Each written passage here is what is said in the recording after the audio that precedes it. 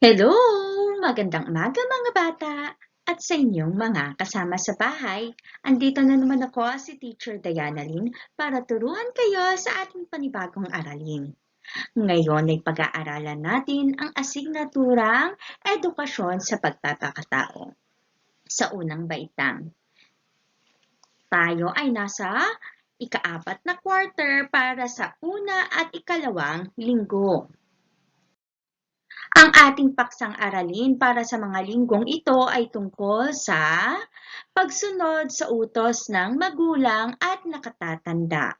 Pakiulit mo nga kung ano ang ating paksang aralin.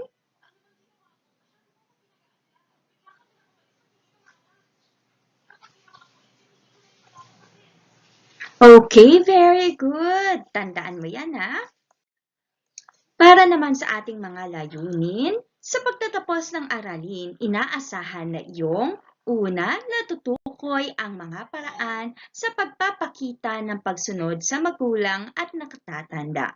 Pangalawa, nakapagpapakita ng paraan ng pagsunod sa utos ng magulang at nakatatanda. At ang huli ay nakasusunod sa utos ng magulang at nakatatanda. Okay. Pag-aralan nga natin ang mga sumusunod na mga larawan. Narito ang unang larawan, ikalawang larawan, ikatlong larawan, at huling larawan.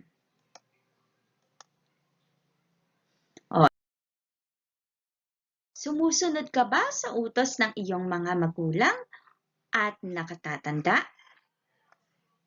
Okay, very good kung ikaw ay sumusunod sa mga utos nila. Mabuting maging isang masunuring bata. Paano ka kaya maging isang masunuring bata? Magbigay ka nga ng isang sitwasyon na nagpapakita na ikaw ay masunurin. Very good! Maganda yan na ikaw ay sumusunod.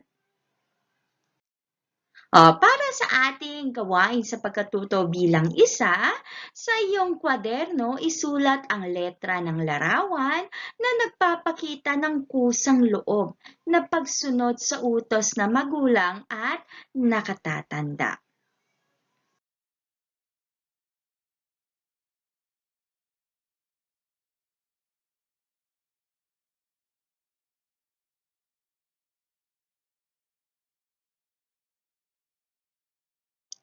Narito ang ating pamimilian, ang letrang A, B, C, D, E, at F. Okay. Ang gagawin mo lamang ay isusulat ang letra ng larawan na nagpapakita ng kusang loob na pagsunod sa utos ng magulang at nakatatanda. Okay? Sulat mo ito sa iyong kwaderno.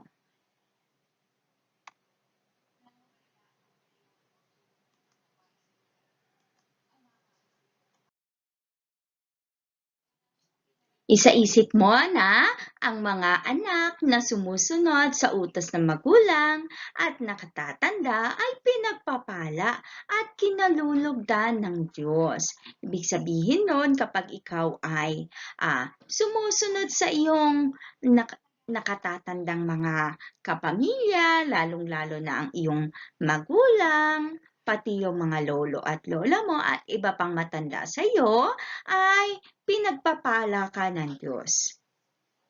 Ang pagiging masunurin ay magandang asal na dapat mong pagyamanin at paunlarin. Okay, ang pagiging masunuring bata, yan ay maganda na palagi mong isinasagawa at ipinapagpatuloy mo hanggang sa ikaw ay lumaki. Yan ay iyong pagyayamanin at paunlarin. Okay? Alam mo ba kung bakit may magkakapatid na nag-aaway-away? Sige nga, sabihin mo nga, ikaw ba ay may kapatid? Ikaw ba ay nakaranas na nakipag-away sa iyong kapatid? O bakit? Sabihin mo nga.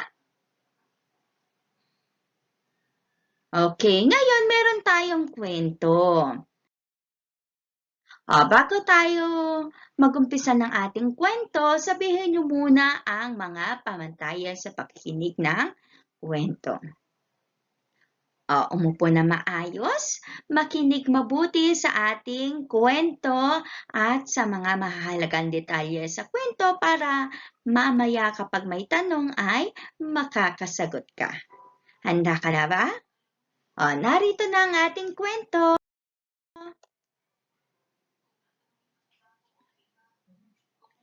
Ang pamagat ng ating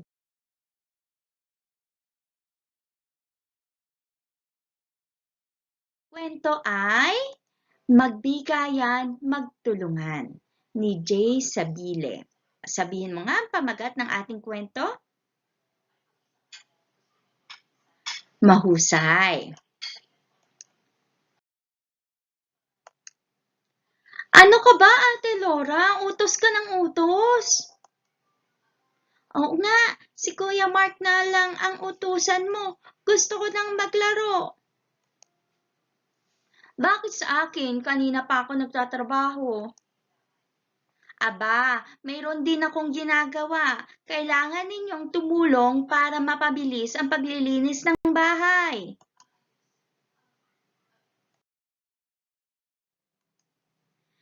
Sige na, Rona, ikaw na ang magwalis. Habang pinupunasan ni Mark ang mga kasangkapan. At ikaw naman, Ben, ang maglampaso ng sahig. Ako naman ang maghahanda ng pananghalian natin. Ayaw naming, Nay! Ate, ikaw na lang ang gumawa ng mga yan.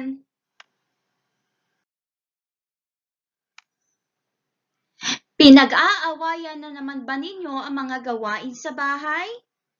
Hindi ba napag-usapan na natin ang mga ito? Ay dapat na pinagtutulungan para mapabilis at mapadali ang paggawa dito? Gusto ba ninyong mapagod at magkasakit si Ate Laura? Sorry po, Inay. Sorry din po, Ate Laura. Simula ngayon, susunod na po kami sa mga utos ninyo. Okay, ngayon ay ibigay ang wastong sagot sa mga katanungan. Una, tama ba ang asal ng mga magkakapatid? O tama ba ang asal ng magkakapatid? Opo o hindi po. Tama po o hindi po tama. Okay, bakit po hindi tama ang asal ng magkakapatid? Dahil sila ay hindi nagtutulungan sa mga gawaing bahay. Very good. Yung sagot. Bakit kailangan magtulungan sa mga gawaing bahay? Mahalaga ba na nagtutulungan sa mga gawaing bahay? Opo. Bakit kailangan magtulungan sa mga gawaing bahay? Paliwanag mo nga. Tama. Mahusay ka sa iyong pagkakapaliwanag. Tandaan, ang mag-anak na nagbibigayan at nagtutulungan sa mga gawaing bahay ay mag-anak na nagmamahalan at nagkakaunawaan. Kapag kayo ay nagtutulungan sa mga gawaing bahay, ibig sabihin nauunawaan nyo ang bawat isa at nagpapakita ito ng pagmamahalan sa bawat miyembro ng pamilya. Kayo ba ay tumutulong sa mga gawaing bahay? Very good kung ganon. Bilang bata, ugaliin mo ang pagsunod sa utos ng magulang at nakatatanda.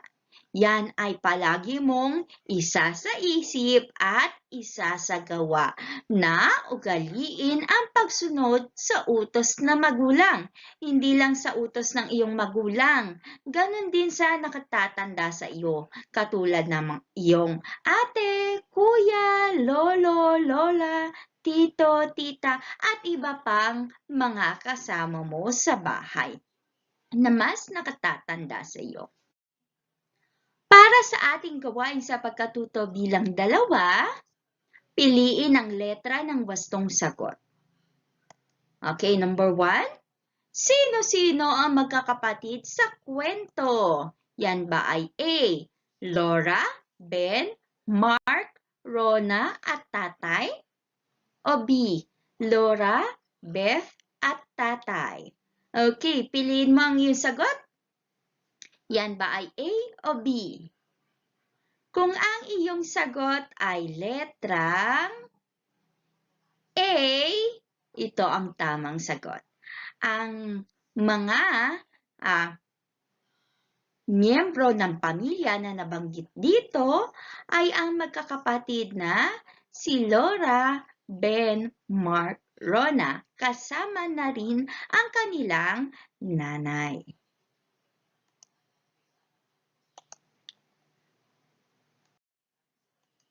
Number 2, ano ang kanilang pinag-aawayan? Ang kanilang pinag-aawayan ay patlang. A. Pagkain. B. Gawain sa bahay. A o B? Ano ang iyong sagot?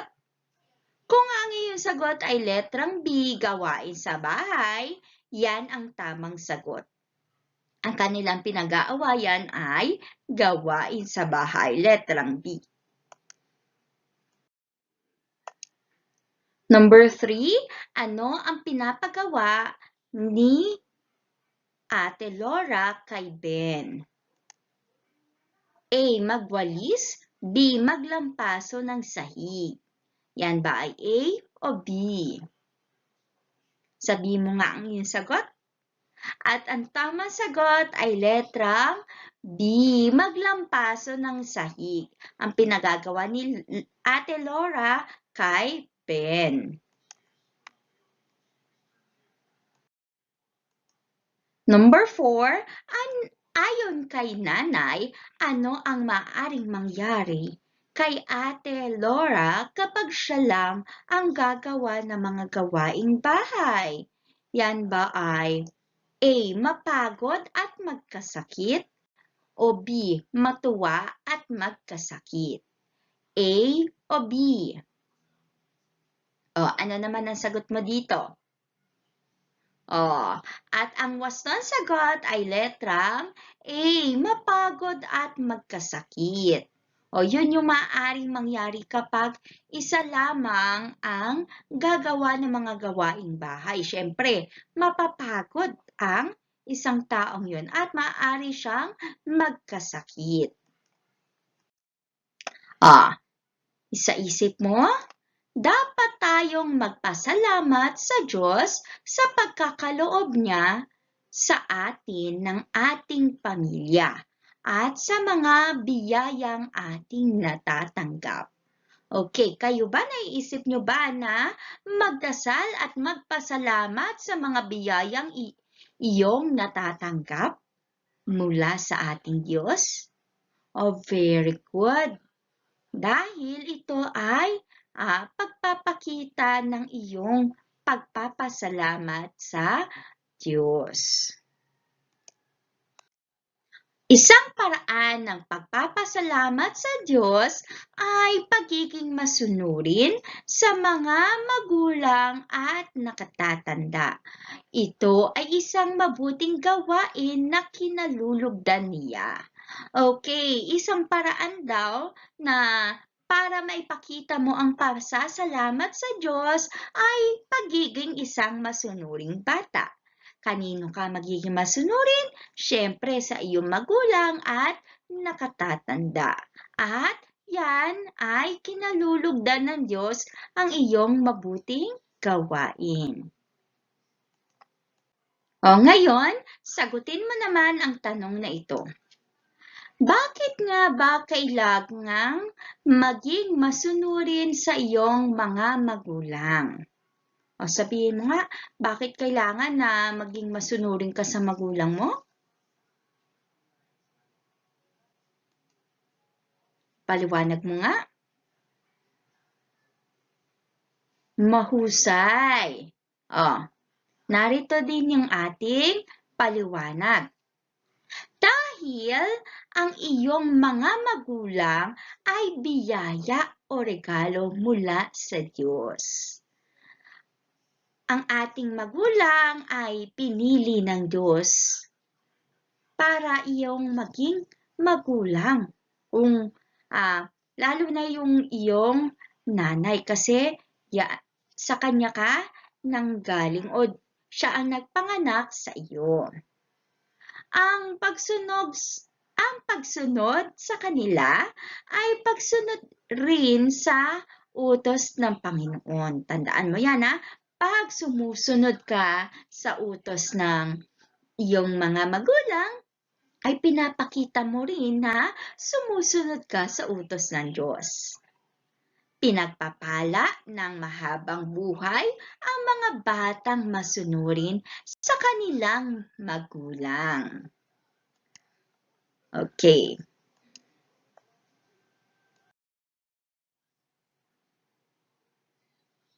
Para naman sa ating gawain sa pagkatuto bilang 3, ipakita ang masayang mukha kung ang pangungusap ay nagpapakita ng paggalang sa magulang at malungkot na mukha kung hindi. Okay? Ang gagawin mo lang, papakita mo lang yung racers mo kung masayang mukha o malungkot na mukha. Depende kung ito ay nagpapakita ng paggalang sa magulang o hindi. Number 1. Si Cherry ay tinatawag ng kanyang nanay para hugasan ang mga pinggan sa kusina.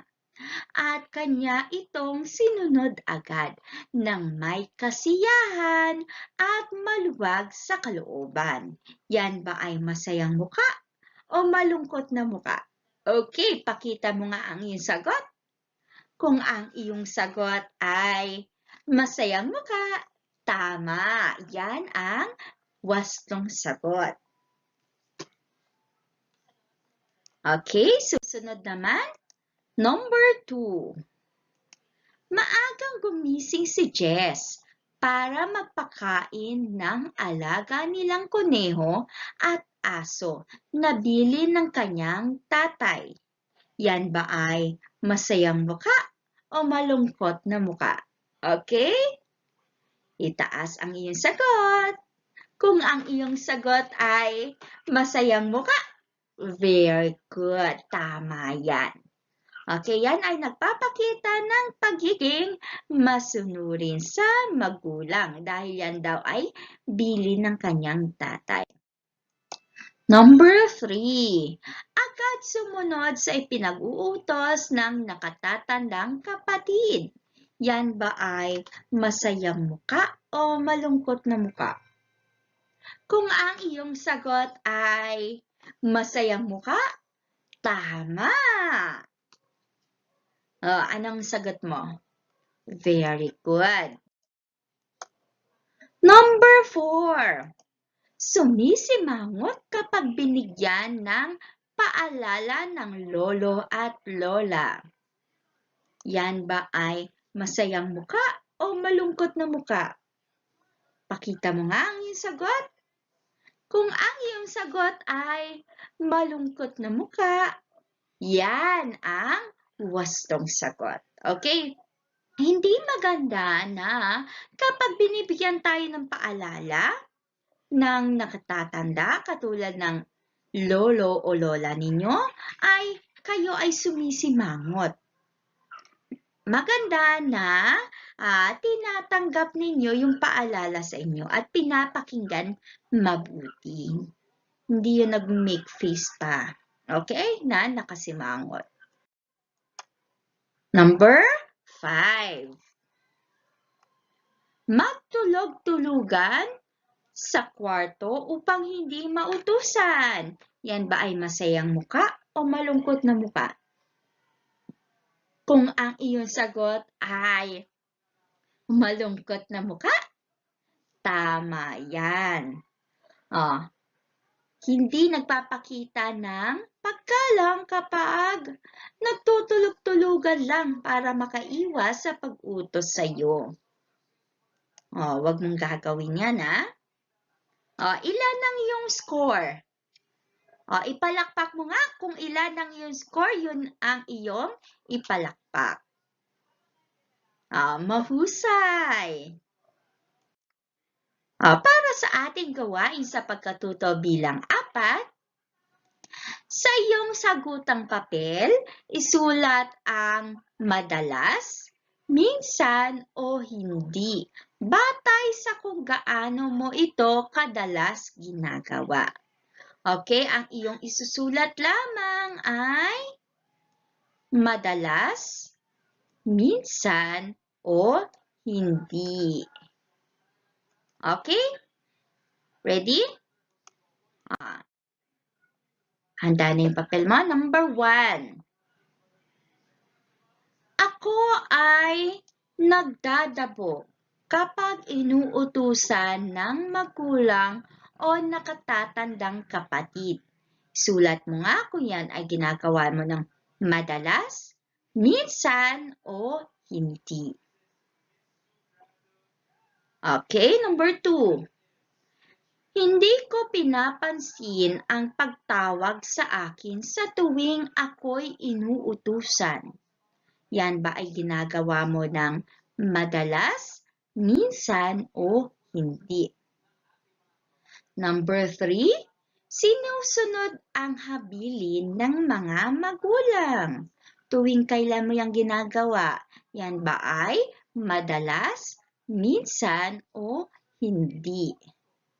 Number 4, masayang sinusunod ang payo ng aking lolo at lola. Yan ba ay madalas, minsan o hindi mo ginagawa? Okay? Number 5, inuuna ko ang paglalaro kapag inuutusan. Yan ba ay tuwing kailan mo ginagawa? Madalas ba? Minsan ba? O hindi? Okay. Ituloy natin. Para sa ating gawain sa pagkatuto bilang 5, babasahin ang dialogo. At isusulat mo ang tama kung ito ay nagpapakita ng pagsunod sa magulang at mali kung hindi. Okay, ilalagay mo lamang ay tama o mali. Gawin mo ito sa iyong kwaderno. Handa ka na? Number 1. Kuya, ikaw na lang ang bumili ng mantika sa tindahan dahil ako ay naglalaro. Yan ba ay tama o mali? Sulat mo nga ang iyong sagot. Number 2. Opo, maghuhugas na po ng kamay. Yan ba ay tama o mali? Number 3. Nakakainis. Ako na naman na maglilinis. Tama ba yan o mali? Okay. Ipakita mo sa iyong guro ang iyong sagot. Para sa gawain sa pagkatuto bilang 4 at gawain sa pagkatuto bilang 5. Ngayon naman para sa ating gawain sa pagkatuto bilang 6, sagutin o isagawa ang bawat sitwasyon sa tulong at gabay ng kasapi ng pamilya. Ngayon naman ito ay may gabay ng inyong kasama sa bahay. Okay, titingnan kung magagawa nyo ba ito. Para sa mga gagabay sa inyo, narito ang tagubilin sa gabay. Kopyahin ang talaan sa sagutang papel. Basahin at itala ang naging sagot ng mag-aaral sa mga sitwasyon. Lagyan ng check kung wasto o hindi wasto ang naging sagot sa mga sitwasyon. Okay? Narito ang ating sitwasyon. Anong gagawin mo? Number 1. Inutusan ko ang iyong nanay na lagyan ng tubig ang mga water bottles. Yan ba ay anong ilalagay mo? Anong gagawin mo? Ilagay mo ang sagot mo dito at ang iyong gabay ang magsasabi kung yan ba ay wasto o hindi wasto ang iyong isinagot sa gawain o sa sitwasyon. Number 2, pinapasulat sa iyo ang mga takdang aralin mo sa ESP o sa edukasyon sa pagpapakatao. Ano ang gagawin mo? O ilagay mo nga ang sagot mo. Tapos palagyan mo ng check sa gabay mo kung yan ba ay wasto o hindi wasto ang iyong inilagay na gagawin mo ayon sa sitwasyon. Number 3, inutusan ka ng tatay mo, ikuha mo siya ng malamig na tubig. O anong gagawin mo? O sulat mo nga ang iyong sagot. O tapos hayaan mo na ang iyong gabay maglagay kung yan ba ay wasto o hindi wasto. Lalagyan niya ng check ito. Okay? Para sa ating pangwakas na gawain, meron tayong talata dito, pangungusap. Kumpletuhin natin ang kabuuang kaisipan. Okay? Ang patlang, ano ba itong nasa larawan? Sumusunod sa utos ng patlang at nakatatanda ay pinagpapala at kinalulugdan ng patlang. Ang ating pamimilian ay batang, magulang, masunurin at Diyos.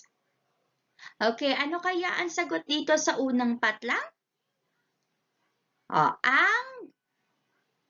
Okay, ito ay ang batang sumusunod sa utos ng very good magulang at nakatatanda ay pinagpapala at kinalulugdan ng Diyos. O, nakuha mo ba ang mga sagot na ito?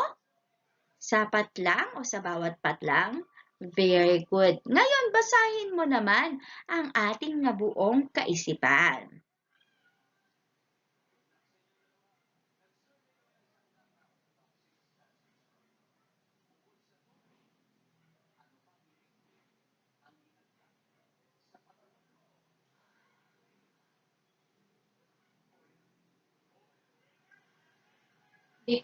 Mahusay!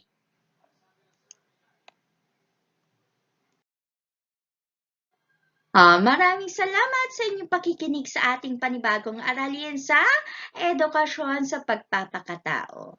Tandaan, maging masunurin sa magulang at nakatatanda. Dahil nakikita tayo ng Diyos sa ating ginagawa at pinagpapala ang mga batang masunurin.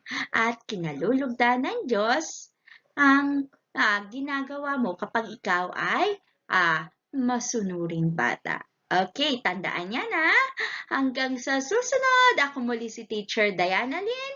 Paalam!